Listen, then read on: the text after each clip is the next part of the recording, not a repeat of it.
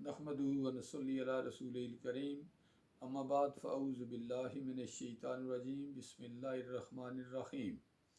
एबाब-ए वक़ार आपसे मुखातब हूँ मोहम्मद ज़हीर कियानी, और आज आपके सामने पाकिस्तान की ताज़ा सियासी सूरत हाल पर गुफ्तगू करने जा रहा हूँ। सामीन मोहतरम, आज आप तमाम ने ये सुन लिया होगा कि पाकिस्तान की अदालतों ने बुशरा बीबी और पाकिस्तान तहरीक इंसाफ के चेयरमैन इमरान ख़ान के ख़िलाफ़ इद्दत के केस में फ़ैसला दिया है। और ये एक फ़ैसला सिर्फ नहीं आया, बल्कि 2-3 दिनों में तोशाखाना का फ़ैसला, साइफ़र का फ़ैसला, ये सारे फ़ैसले इमरान ख़ान के ख़िलाफ़ आए हैं। और इलेक्शन जो है वो अभी 1 हफ़्ते के बाद होने वाला है। और पता ये चलता है कि जो माहिदा लंदन है उसके एक एक हर्फ पर अमल किया जा रहा है। और इलेक्शन से 1 हफ़्ता पहले ये फ़ैसला आना कोई अचंभे की बात नहीं, बल्कि ये लोगों को पहले ही पता था कि इस तरह के फ़ैसले आएंगे। और ये फ़ैसला करने का एक ख़ास मकसद है अहबाब वक़ार, और ये ख़ास मकसद ये है कि अगर इमरान ख़ान के ख़िलाफ़ इस तरह के फ़ैसले किए जाएंगे तो पब्लिक में ये ट्रेंड चला जाएगा, और पब्लिक ये महसूस करेगी कि शायद इमरान ख़ान इक़्तिदार में ना आए या वो नाअहल हो चुका है, तो लोगों की जहन साजी की जा रही है कि उसको वोट ना दिए जाएं। तो मैं आपके सामने ये बात रखना चाहता हूँ कि जिस तरह तहरीक इंसाफ के बानी चेयरमैन इमरान ख़ान ने पाकिस्तान की आवाम को, जो एक मुंतशिर लोगों का जम गफ़ीर थी, जो एक क्राउड था, एक हजूम था, और जो जिसको आप एक सियासी रेवड़ कह लें, उस मुल्क की इस तरह की आवाम को एक लड़ी में परोकर वो शख्स चला गया। उसने ये कौम बना दी है। और जहाँ ये लोग अपना झूठ बेचते हैं, मैंने पहले भी कहा था, वहाँ वो बेचारा शऊर बेच के चला गया है। और इस आवाम को उसने इतना जानदार बना दिया है कि उसने मामूले शाहबाजों से लड़ा दिए हैं, जिनको ये लोग मम्मी डैडी और बर्गर पार्टी कहते थे। अहबाब वक़ार, इस वक्त हमारे तमाम अदारों ने और ताकतवर हल्कों ने 10,000 सियासी कैदी किए हुए हैं, और उनको अकूबत खानों के अंदर, थानों के अंदर जो है, अवालात जो है उनके अंदर उनको बंद करके उन पर टार्चर किया जा रहा है। उनकी हमदर्दियाँ जो हैं वो तब्दील कराई जा रही हैं। आपने सोचा होगा कि ये कैसा मुल्क है कि एक बंदा तहरीक इंसाफ का मेंबर असम्बली रहा हो और आइंदा उम्मीदवार हो, लेकिन जब वो गिरफ़्तार होता है, 4-6 रोज़ के बाद वापस आता है, तो 2 सत्रें पढ़ता है, चंद अल्फाज की। वो जो सारे लोग एक तरह की ही तहरीर पढ़ते हैं, और उसके बाद वो अपनी जो है वो पार्टी चेंज कर जाता है। उसके बाद एक बहुत बड़ा बिजनेसमैन है जिसका नाम जहांगीर तरीन है, उसकी एक जमात बनाई जाती है। क्योंकि हमारे यहाँ ये रवाज है कि बिजनेसमैनों को सियासत में लाया जाता है, इसलिए कि वो ख़ुद भी पैसे बनाते हैं और दीगर अदारों को भी बनाने का मौका फराहम करते हैं। तो सारे मिलकर फिर उन करप्ट लोगों को प्रमोट करते हैं। अहबाब वक़ार, बात कर रहा था कि ये फ़ैसले करने का मकसद क्या था। फ़ैसले करने का एक ही मकसद था कि लोगों का ज़हन जो है वो तब्दील किया जाए, और लोग जो है वो 8 फरवरी को उसको वोट ना डालें। लेकिन ये कौम डट गई है, ये लोग खड़े हो गए हैं, और इन लोगों ने एक ही फ़ैसला किया है कि 8 फरवरी को तहरीक इंसाफ के बानी चेयरमैन को उन्होंने अपना वोट देना है। लोगों को पूछो कि वोट क्यों उसे देना चाहते हो, तो वो कहते हैं हम तो किसान कार्ड को वोट देते हैं। पूछो क्यों देना चाहते हो, कहते हैं कि हम तो राशन कार्ड को वोट देना चाहते हैं। पूछो क्यों देते हो, कहते हैं 4 जोन बनाने वाले को वोट दे रहे हैं। पूछो जी उसको क्यों देते हो, कहते हैं जो सेहत कार्ड जिसमें हर शहरी के अकाउंट में 10 लाख रुपया आता था, हम तो उसको वोट देते हैं। फिर कहते हैं कि हम तो उसको वोट देते हैं जो 200 बंदे, 100 बंदे और 50-50 बंदे बैरूनी दौरों पर साथ लेकर हमारा कौमी ख़जाना चाटता नहीं था, इसलिए उसे वोट देना चाहते हैं।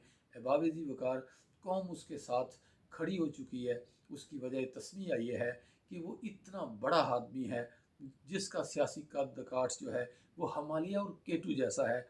वो आदमी इनसे टूट नहीं रहा, वो आदमी इन लोगों के सामने शिकस्त कबूल नहीं कर रहा। لیکن یہ جتنے مرضی یہ فیصلے کریں، یہ اس کے خلاف سارے فیصلے کر سکتے ہیں، لیکن پبلک نے یہ ٹھان لی ہے کہ اگر ہم نے ووٹ دینا ہے تو صرف اور صرف تحریک انصاف کو دینا ہے۔ احباب ذی وقار، یہ بات یاد رکھیے، اگر آپ 8 تاریخ کو یہ غلطی کریں گے کرپٹ اور گندے سیاستدانوں کو ووٹ دینے کی، تو یہ یاد رکھیے کہ عمران خان جیسا پاکستان کی تاریخ میں کوئی شخص نہیں آیا۔ اگر اس کو یہ سزا دی جا رہی ہے کہ وہ آپ کے بچوں کے لیے سوچنا چاہتا ہے، آپ کے بوڑھے والدین کے لیے سوچنا چاہتا ہے، آپ کے لیے سوچنا چاہتا ہے، اس کو سزا صرف اس چیز کی دی جا رہی ہے، تو پھر آپ یہ فیصلہ کیجئے کہ آپ نے ووٹ عمران خان کو دینا ہے یا ان کرپٹ سیاستدانوں کو دینا ہے۔ آپ 8 فروری کو عمران خان کو ووٹ دے کر آئندہ اپنی نسل نو کو بچائیے احباب ذی وقار، وگرنہ یہ لوگ آپ کے بچوں کو کھا جائیں گے۔ آپ کا ہر بچہ جو آنے والا بچہ ہے وہ بھی 2.5 لاکھ کا مقروض ہے۔ یہ 5 باریاں لگانے کے باوجود ابھی تھکے نہیں ہیں، ابھی ان کی ہوس اور ہرس جو ہے وہ مٹی نہیں ہے۔